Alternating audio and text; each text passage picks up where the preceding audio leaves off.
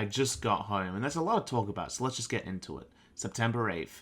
The school trip started on that day, so I got going. It was a surprisingly long trip, but we got to the gates of the school, Gekkokan High. Yosuke looked around, commenting, "What's up with this place? The school's way too big."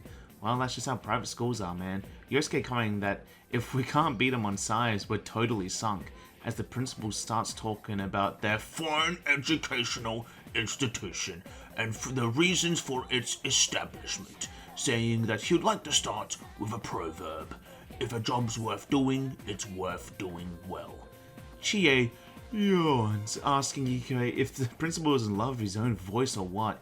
Yukiko responds that he'll hear you, but the principal says that their school is closed today, but because this rare opportunity for cultural exchange, some of their students will walk you through these fine halls. First, though, a student body representative will say a few words. The lady next to him thanks the principal and walks up to us, welcoming the first and second years of Yasugame to Gekkokan High School. Her name is Chihiro Fushimi.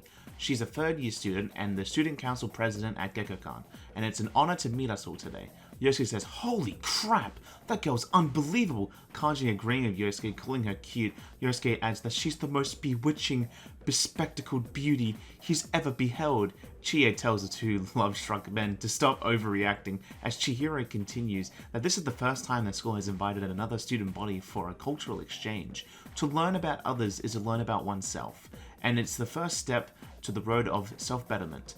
This, she believes, to ensure a worthwhile experience for each and every one of us, they'll do their best to help accomplish that. So let's just enjoy our time together. Thank you very much. Chie looks down after that speech, commenting that she has beat her in every category. And with the speech done, Kashiwagi tells everyone to get into their groups with their classmates. As the others leave, the investigation team's left to talk amongst ourselves. Unbeknownst to me at the time, Chihiro forgot something during her speech and approached me, asking if she could bother me for a moment. She handed me something, telling me that is today's schedule for everyone, and asked if I can hand it out later. She forgot to do it herself. I take it from her, and she apologized for being so disorganized. You all came so far. I tell her that she's doing a great job. She replies, no, she's still struggling. Even with everyone's support, she's barely pulling through. She used to be so nervous very easily, and once had a phobia of men too. In fact, she didn't even write the speech on her own. One of the former student council presidents helped her. She was the president her first year here, and she was amazing. She always looked up to her. She should call her later and tell her that the speech was a success. She then suddenly apologizes again, saying she's going on and on about herself. She has to stop babbling when she gets nervous, she says to herself, and tells us that our group is scheduled for a special lecture soon. This classroom is on the second floor, but she has some arrangements to make with Inaba's student council, so we'll have to excuse her as Chihiro leaves. Yosuke asks us, if you heard her say special lecture, Yukio looks and sees, let's see. Our class it's being taught by someone named Mr. Edogawa. The lecture is about Kabbalah. Chie says, Kabbalah what? Kanji says, you don't know? It's a casino. I don't think it is, man. But Yosuke asks, so when's our free period? Chie checks and tells him the bad news. We don't get one. What? Chie continues, we have classes all through today, tonight, and tomorrow. We'll be staying at a hotel. We'll have free time tomorrow and the day after, until we leave at noon. Yosuke is disgruntled, saying, you've got to be kidding me. But Yukiko tells us, let's just focus on our studies for now, so we can enjoy our free time later. Yosuke disgruntled, but Yukiko is right, and eventually, the class started. Mr. Edogawa likes big words, calling Yasugame High the high school of many gods. He changed the schedule and said instead of talking about Kabbalah, he has something else in mind, and talks about something which I don't know why it engrossed me, Japan's oldest tale of curses, asking us if we know the gods who created this country. At least he assumes. The two gods who gave birth to this country are the god Izanagi and the goddess Izanami. Wait, my persona's name is Izanagi. Is it possibly the same? He continued that the two got along well until Izanami died when giving birth to Kazuchi, the fire god. Saddened by this, Izanagi left for the land of the dead to bring her back. There, Izanagi asked her, who became a dweller of the land of shadows, to come back with him to the land above. She replies that she will negotiate with the god of the underworld and asks to wait for him. However, Izanagi became curious and broke his promise to set his comb alight to look around. Wait, could this be related to Marie's comb? It was stated to be old, but what he saw was Izanami, whose body was completely covered in filth and maggots. Terrified, Izanagi ran away, but enraged Izanami chased after him. After dodging the many demons sent after him, Izanagi was able to get to the entrance of the underworld, Yomotsu Hirosaka. He set in place a large boulder as a barrier between the two worlds, and got away unharmed. When the dreadful goddess reached the boulder, he said his farewell to her. This curse is known as Kotudo. Curses beget curses. And Izanagi said to the god, "If you're going to treat me this way, I will kill 1,000 humans in your world each day." Izanagi regretfully accepted that as the bonds between them were severed, saying, "Then I shall give birth to 1,500 each day. Thousands die, and thousands are born. This is the curse upon their country." He concludes saying that many of us may already know this famous story. He continues after that, but I lost interest, and eventually we survived a long lecture during the trip, somehow. But eventually, night came. We were heading to the hotel. When we got there, it seemed that Kashiwagi already introduced the other students as they were going inside. Yosuke comments that, "Isn't there something funny about this place?" Chie asks, "Is there? We don't have these modern hotels in Inaba," so she can't tell. Rise knows something, saying the area is called Shirakawa Boulevard, and Yosuke tells Rise it's alright, he doesn't think he wants to know. Suddenly, a mysterious voice calls out, but it's familiar, saying, "Faster than they expected. This is quite the hotel." If they were to meet me, I wonder what would the look on Yosuke's face be. Hearing his name caught him off guard, saying, "Who's that?" and says, "Look, up there." And we do, "Oh hey, it's Teddy." Yukiko gasps, saying, "It can't be." Teddy leaps off the building and crashes into some garbage, but he seems to be fine, I guess. Humming and happy with a shooby-dooby. Kanji asks Teddy, what's he doing here? Teddy says that the lonely bear inside him went stir-crazy. Rise annoyed, saying if only she could detect people in the real world. Chie asks, how did he even get here? Do you have like a special ability? Teddy proudly says he took the train. He swore off topsicles and saved the money he got working at Jeunesse. And he knew where we were thanks to Yosuke's trip guide. And says, you guys have free time tomorrow, right? No use hiding it. He already knows. But Yosuke asks a good question. How in the world did he make it here looking like that? Like, why wear the bear costume here? Teddy admits that he was almost thrown into the trash a couple of times. But he kept hanging on to the promise that Chie made to go on a date with him. That's what gave him the strength to carry on. Chie is a little put off, but says, good job, Teddy. And asks, did she promise that? Oh yeah, she kind of remembers saying she'd go out with him someday. That made him happy that she remembered and asked if it's okay with Yukiko and Rise too. That's not how that works, Teddy. But Yukiko says that we should all go together then, and asks if that's alright with him. He wasn't happy, but it's a deal. Rise says that she's been here before, and so she'll show us around tomorrow. She guesses we can go shopping first, and she knows a great place we can hit later on. I don't know why, but I have a bad feeling. But Teddy loves the idea of shopping, chuckling. She says that there's other students don't know the port that well, so they're just gonna go wherever the school recommends. Yosuke admits that a shopping spree beats a factory tour, so we're into... That made Rise happy, telling us to leave it to her. But Yosuke says, before the fun begins, we have to deal with Teddy. Kanji says, can't Teddy sleep outside for tonight? The suit should keep him nice and cozy. But Teddy cries, that's cruelty to animals. We don't know how much trouble he went through to get here. He took the slow tray all this way. Do you hear? The slow train. And Kashiwagi suddenly comes out.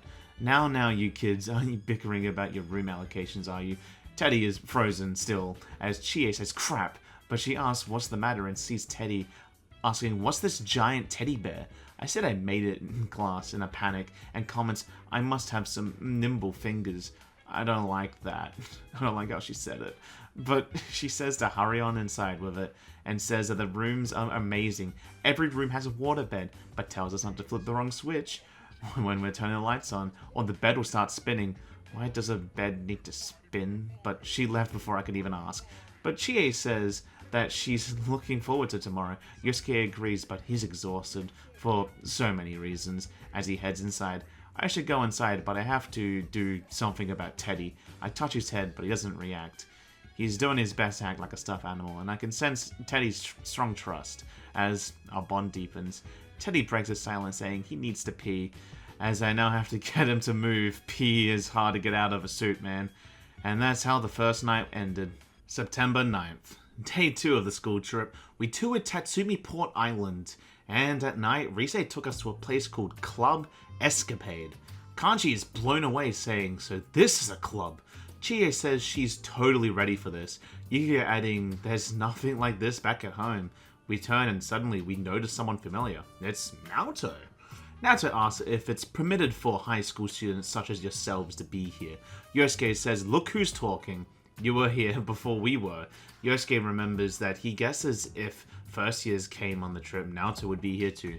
Naoto comments that the clientele here seems above board, so he doesn't expect there'll be any problems, and walks away. Chie asks if he's leaving, and Yukio invites him to hang out. That shocked him, asking if we're asking him to stay. Yukio confirms, saying that we didn't get a chat last time. Naoto responds that he had some matters to attend to that day, and Rise asks, "Well, you're free now, right?" She was eager in talking to him. She's curious how someone his age is working as a detective, and Yukio added the pressure, and he agrees since we insist. Yosuke teases Naoto, saying, "You look a little red." Naoto says, "That's not true," and Rise tells us to wait here. She's going to reserve the area upstairs for us. Yosuke replies, "Okay," and then realizes what she said, saying, "Wait, what? Reserve?" Rise tells us not to worry. She thinks she could pull some strings, and she walks away to do that. Rise is dangerous when her mind's on it. Suddenly, Yosuke notices that Kanji hasn't said anything, only to see him looking away, asking, "What's wrong, man? Stomach pains?" He looks at Yosuke, noticing Naoto, and then looks back, saying, "That ain't it." He seems disgruntled. Rise did pull some strings and reserved the entire second floor, and we all make a toast. Chie asks Rise if this is all right. "Isn't it expensive?" Rise says it's no worries. 2 years ago, she had a secret show here. The power went out in the middle of it, and the gig was cancelled. They still owed her from then, so they're willing to put this one on the house. "Sounds good to me," as Chie says she's going to order more. Teddy adds that he's not going to hold back either. That confuses us. Kanji saying that Teddy sounds even weirder today. Teddy, slurring his words, says that Kanji's so cold. Suddenly, Teddy gets an idea. Kanji. I conjecture that something's up. Laughing. Calling that a great joke. "If you want to tell yourself that," Yosuke adds, commenting that Teddy is already in high gear. Suddenly, Yukio's face seems red. But not only that, but she laughed at one of Teddy's jokes. Something seriously up. Kanji is saying that Yukio is looser than usual too. Yosuke thinks he knows what might be going on, saying, "Are these drinks liquor?"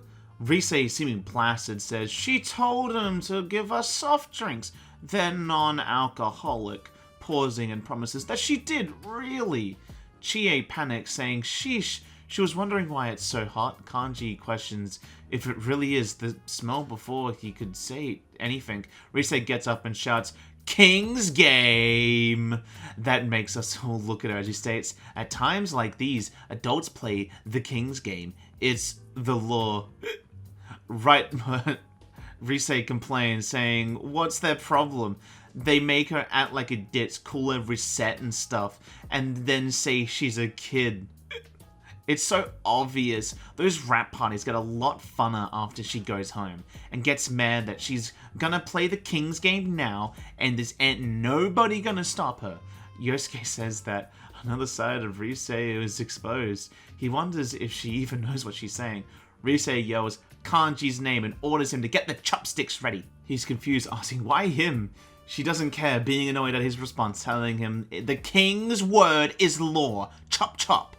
that makes us panic a little. Yosuke adding, it's already started. In moments, the chopsticks appear. Chie asks, what's the king's game again? Yukiko happily tells Chie, saying, one chopstick makes you the king if you draw it. The others have numbers on them. The king picks a number and says what the person has to do. But whose number is secret until the king gives the orders. Sounds innocent, but Rise calls Yukiko an adult and adds, you tell him. But Chie is more shocked that Yukiko knows that, saying, where'd you learn that stuff? But Rise is commanding, telling everyone to draw. I decide to pick the near one. It says number 6. Rise asks, so who's the king? Teddy stands up. Teddy's red. Red. Teddy is king. He cries out. Yosuke knows that we're already doomed. If Teddy is starting, Teddy decrees that the person he picks has to smooch him without delay. Smooch. That's a high bar to set. That makes Chie slightly panic, and Teddy prays to God for him to be granted a go and says, number 3. Kanji panics, and his number's likely 3. Seeing his reaction, he tries to change it. It was likely Yosuke's as he says, no takebacks. Teddy takes this seriously, saying, Kanji, so you're after my fuzzy fur, and says it's his first time. Be gentle. And lunges into Kanji's and cries out, quit that! Don't make me fighten you, damn it! And cries out for help, help. Sorry, man, the king's game is absolute. As Rise brings it back, saying, okay, the first round and 2 contestants have dropped out already.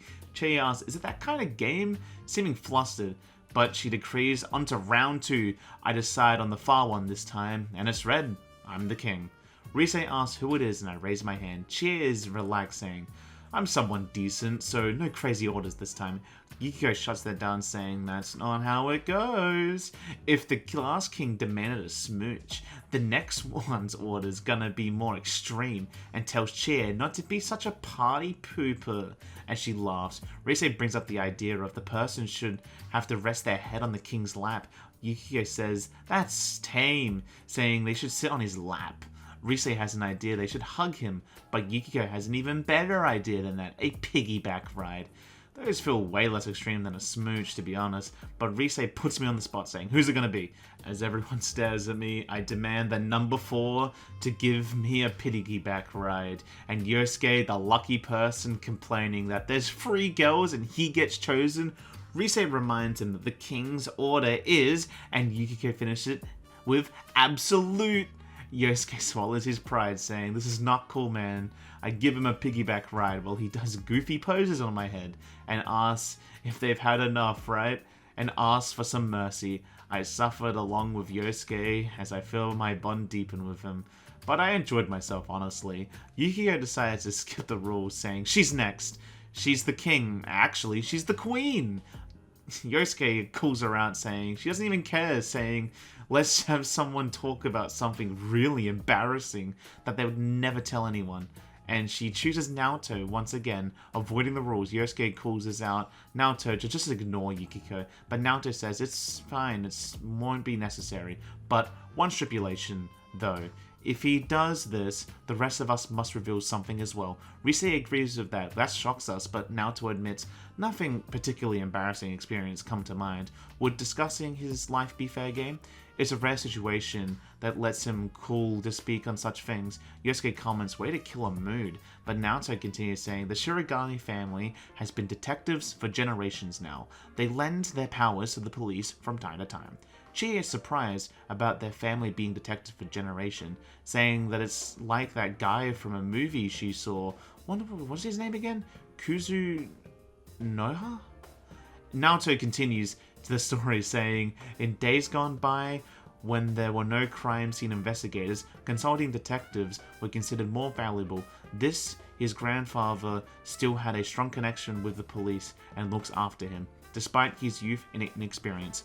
But investigators nowadays are well versed in science and medicine, so he must further his studies. Yosuke comments that it sounds tough and stops and says, that's it? No punchline? But Naoto says that he fears Yosuke may be looking to the wrong person for that. Yeah, that's fair, but Yukiko just laughs, saying, that's so embarrassing. Isn't Naoto embarrassing? Yosuke is disgruntled with everything, just saying he just wants to go home. Rise adding that she's sleepy and falls asleep. But Naoto says it's our turn now. He wants a straight answer. Please, what is our true involvement with the murder case? Yosuke says, you know, you're so good at killing the mood, it's almost funny. But Yukiko is glad to tell her, saying, like a mad woman, we go rescuing people who've been kidnapped by jumping into the TV. We're shocked that she's being honest, but Naoto is confused. She continues, and then we do stuff like Persona, and with personas and beat the crap out of shadows. Yosuke calls Yukiko an idiot for revealing all that, but Naoto is just disgruntled, letting out a sigh, saying, are we making fun of him? Rise gets up and says, it's true, Persona, and then sits down and falls back to sleep. Chie comments that somebody should put these two drunks to bed already. Naoto is annoyed by all of this, saying he knows now that we have no intention of telling him the truth, but he's curious. How did they become inebriated? This isn't alcohol. Yukiko laughs it off, saying, good one, Naoto. But he says that he's already confirmed when he first entered. No alcohol has been served here since a rash of drunk driving last year. Chie, hit with the realization, is confused too, chalking it up to them being drunk off the atmosphere. That's stupid, Chie. Yukiko says, who cares? And she feels so good. Good night, and falls asleep. Kanji asks us, how the hell are we going to get two passed out drunks? Yosuke sighs, saying, the hell, this is giving him a headache, asking, is this what a hangover feels like? Teddy says he's still totally ready. Let's keep drinking until morning. Rise says, bring it on, going back into slumber. Naoto restates that we haven't been drinking alcohol and asks for a pack of imbeciles. Yep, took you long enough, Naoto. But with that, the second night came to an end. And I'd rather not say how hard it is to carry two drunk people across an island, except saying carrying 2 sacks of potatoes. But day 2, which led to September 10th, the final day, and we hit up a ramen joint on the island. Chie comments that this is really something. Rise says that this place serves the best ramen in town. When they were filming, a lot of the times she'd come here instead of eating boxed lunches. Rise notices Yukiko wasn't eating, asking if she's not hungry. She asks what happened last night. She can't remember much about it. Was she actually drunk? Rise responds that she thinks the two of them fell asleep quick, but she heard it got pretty wild though. Yukiko understands, but she still doesn't remember at all. And we come back to eating. Rise is enjoying her ramen, saying that the flavor never changes. She can't come here too often because of its high in carbs, so being able to eat as much as she wants is like a dream. Yukiko agrees, saying that it's delicious. It has been an interesting taste that makes you hungry for more. Rise agrees, saying, see? Teddy cries out, for another bowl, please. Keep the noodles hard. A man comes in ordering a hagakure bowl. As Rise says, that's a normal menu item now? Oh, she should have asked. A little disgruntled, but says, oh well, this is just as good. Yosuke asks Rise a question on if it's okay for her to be out in the open like this. Rise says it's no problem. See those signing boards? Her autograph's up there too, but the cook doesn't pay her a second glance. That's just how it is over here. Plus, she's barely wearing any makeup. We look up and sure enough, it's there. Yukiko commenting on the large amount of autographs on display. Chie puts her own forward, saying she thinks the reason they don't notice is because Teddy sticks out like a sore thumb, and guesses if he wore that over here, you'll have to go home wearing it. Oh yeah, true. Kanji asks Teddy if it's steamy inside from the ramen. He doesn't respond, too busy eating, as Yukiko realizes her bowl was missing, asking where it is. Teddy stops eating, and as Yukiko looks at Teddy, saying, you didn't eat it, did you? He says that she didn't finish it, so that enraged Yukiko, saying she was going to finish it. And Yosuke asks, you ordered more than a second ago. How many have you eaten? Teddy admits that he doesn't know how to count. But Yosuke calls him a liar and asks for the check and has a look. 1, 2, 10 bowls! Teddy says that Yukiko makes it 11, burping. Yukiko is a little disgruntled, still saying she was going to finish hers. Chie comforts her as Naoto apologizes for the interruption. However, it's close for the meeting time. Chie asks already? She thought the trip was going to be a bore, but now that it's over, she actually had a good time. I agree with that. Chie brings up the idea of buying a souvenir at the station. She bets Nanako is expecting one. That's a great idea. I think and decide on a lamp sounds good. As Yosei says, alright, let's get going, and tells Teddy that we're leaving, but Teddy is unresponsive. Yosuke tries to get Teddy's attention, poking him. No response. Teddy says not to rub his fur the wrong way. You little... Kanji has a look, but Teddy stays motionless, saying, "Dude, hey, he ain't moving," asking if he's hibernating. That makes us panic a little, as Chie brings up the idea of, is this because he was in our world for too long? Is it? Rise seems to agree with that idea, calling Teddy's name out, but he breaks the silence, saying, his tummy is heavy, right? Yukiko says we should leave him behind. Wow, a little extreme, Yukiko. Teddy says he ate too much and he can't move. Someone carry him. Naoto is the first to get up, saying he can't be late for the rendezvous, and if we'll excuse him. Yukiko joins Naoto, as Chie says for Yukiko to wait up for her. Leaving too, Teddy cries out that he really can't move, and he doesn't have the money for a return ticket.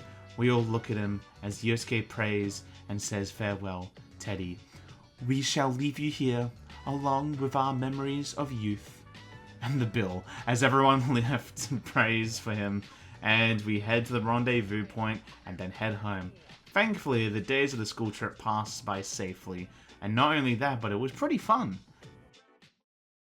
When I got home, Nanako heard me open the door, getting up and seeing me at the door, welcome me home, and asked if I had fun. I asked her to come with me next time, and she's happy to do it, saying, of course, she wants to go to Destiny C2. There's this roller coaster that goes whoosh into the water, and she keeps talking about it happily. I remember about the souvenir I got for Nanako, handing it to her. She's surprised but really happy, thanking me, looking at it, saying, whoa, cool. She seems to like the lamp, so that's good. Suddenly, the door opens. It's Dojima. Nanako says hello to him. He sees that I'm back. Must have just missed each other, huh? Nanako tells her father to look. Her big bro got her a souvenir. He nods and asks Nanako if she remembered to thank her big bro, and she says of course, and went right into her room with a new item. Dojima looks at me and says he guesses that came out of my own pocket, and thanks me, and says, you went to Tatsumi Port Island, yeah? Huh. Guess the big city was no deal for a guy like me. Well, I lived there most of my life. He sits down and asks, if the Fursies went out well, that means Naoto Shirogane must have been there too, and asks if we talked to him much. I answer his question with a, I guess so, yeah. Dojima says that kid is mature for his age, but he's still a year younger than you. Try and make friends with him, will you? He's a cocky brat, but he's honest. The higher-ups are losing their patience with him. It doesn't matter if his argument holds water or not. At this rate, he won't accomplish anything but getting himself booted off the team. Adults are a selfish bunch. Dojima has a kind look in his eyes, and then realizes, apologizes, saying, I must be tired, and says, why don't you take a bath? Oh, but don't forget to put your stuff upstairs. I nod in agreement as Dojima tells Nanako if she can get the bath ready, and after that, I'm now here writing this entry. And I'll head to bed soon after. Man, it's been a long couple of days.